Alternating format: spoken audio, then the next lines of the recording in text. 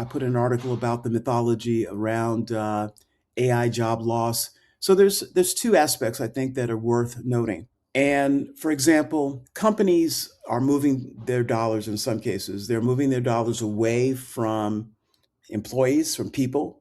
That is, they're not hiring as much. They're canceling some projects. And in many cases, or in some cases, the companies that are doing that, and a lot of those are big tech companies, they're moving that into, OpEx. They're moving those dollars into building data centers. Is that an AI job loss? I don't think so. I think the fact that a company has prioritized the building of data centers over the hiring of doing certain projects certainly has something to do with AI, but it's not that AI caused the job loss. It didn't replace their job. The company decided to prioritize something. That's one scenario. I think the mythology, which especially is true in computer science, is that people who are using what's called vibe coding and other tools that are used to generate code, they're looking at these tools and saying, well, see, we can get rid of these programmers.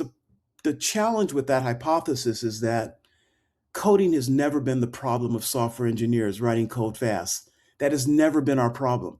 It has never been a problem of how we do our work. The major challenge in work for a software engineer is multifaceted. It includes understanding the problem.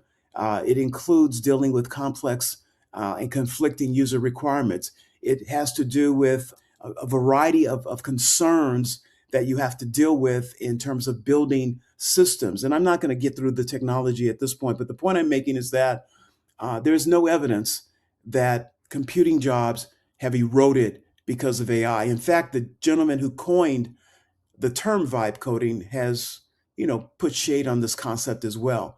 So the point I'm making is that if we look at the jobs that AI is in fact replacing, and I'm not asserting that there's no replacement of jobs, I'm simply saying it's not at the scale or the effect that the media would have you believe. But generally, if your job is simply about producing assets, so think of code as an asset.